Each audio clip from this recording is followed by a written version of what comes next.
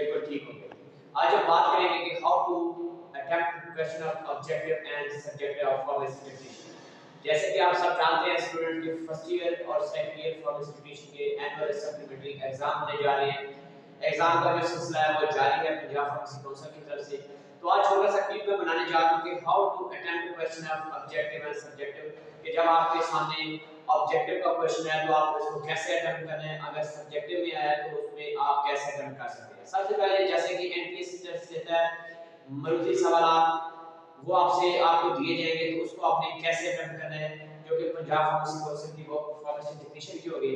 तो सबसे पहले आपके पास जब क्वेश्चन पेपर आपको रह जाएगा जिसमें 60 एमसीक्यूज होते हैं, वो चाहे फर्स्ट ईयर हो या सेकंड ईयर हो, उस 60 एमसीक्यूज में सबसे पहले आपने क्या करना है, सब एमसीक्यूज को अच्छी तरह से आपने रीड करना है।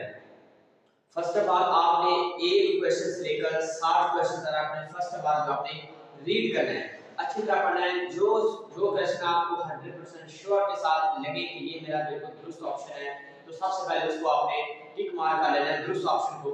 जिसमें डाउट हो उसको छोड़ देना है, फर्दर आगे का प्रोसेस शुरू करना है। मतलब एक क्वेश्चन से लेकर 60 क्वेश्चन तक आपने जो है सिलसिला जारी रखना है।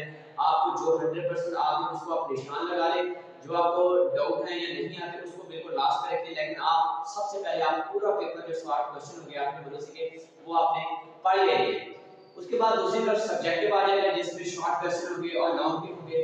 तो उसमें भी आपने यही करना है, जो भी पार्ट 1 हो या जिसमें अलिफ भी दिया जाता है और पार्ट 1 दिया जाता है क्वेश्चन का, तो उसमें सबसे पहले आपने वो क्वेश्चन करने जो आपको इजीली अच्छे आते हैं। और पेपर हल करने का तरीका जो सब्जेक्टिव में होता है वो सबसे पहले ये होता है, मिसाल के तौर पर आपसे क्वेश्चन पूछा गया कि राइट अबाउट कार्बोहाइड्रेट्स, तो कार्बोहाइड्रेट्स के बारे में अगर पूछा गया तो स्टूडेंट्स क्या करते हैं, या तो बहुत ही छोटी डेफिनेशन लेके उसको खत्म कर देते हैं, या फिर उसके अलावा उसका एक डेफिनेशन लिखते हैं और जो है उसकी एग्जांपल लेके उसको खत्म कर देते हैं। मतलब वो छोटा सा जवाब उसका लिखते हैं। तो ये बिल्कुल आपका क्वेश्चन जो गलत तस्वर होगा। आपको अगर वो उसने 5 नंबर का क्वेश्चन दिया है राइट अबाउट कार्बोहाइड्रेट्स, तो सबसे पहले आपने क्या करना है, मैं जरा आपको बता दूं थोड़ा सा। सबसे पहले आपने कार्बोहाइड्रेट की डेफिनेशन लिखना है। कार्बोहाइड्रेट की डेफिनेशन लिखनी है। उसके बाद कार्बोहाइड्रेट्स का जनरल फूड फार्मूला अगर आपको आता है तो वो लिखना है, अगर उसकी एग्जांपल आती है तो आपने वो लिखना है। तो उसके बाद आपने कोई एग्जांपल दे दी है, उसके बाद आप लिखिए उसकी क्लासिफिकेशन अगर है तो वो लिखनी है, अगर उसकी टाइप्स है तो वो लिखनी है। तो इस तरह आपने सवाल की एक आपने स्टेप बनानी है। सबसे पहले उसकी डेफिनेशन, सपोज दैट कार्बोहाइड्रेट्स के बारे में पूछा गया तो डेफिनेशन लिखेंगे। उसके बाद उसकी एग्जांपल लिखेंगे। अगर इसका कोई फार्मूला है जैसे कि कार्बोहाइड्रेट्स का फार्मूला है 6 उसके बाद कार्बोहाइड्रेट्स का कार्बोहाइड्रेट्स का फार्मूला लिखेंगे। उसके बाद उसकी टाइप से अगर इसकी क्लासिफिकेशन है फंक्शन तो वो लिखेंगे।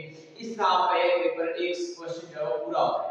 तो इस चीज को फॉलो करना है। अगर डेफिनेशन पूछी गई तो डेफिनेशन लिखनी है, साथ में एग्जांपल लाजमी लिखनी है, तभी आपको पूरे मार्क्स मिल सकते हैं। तो स्टूडेंट को चाहिए कि वो मेरे यूट्यूब चैनल को फॉलो कर लें।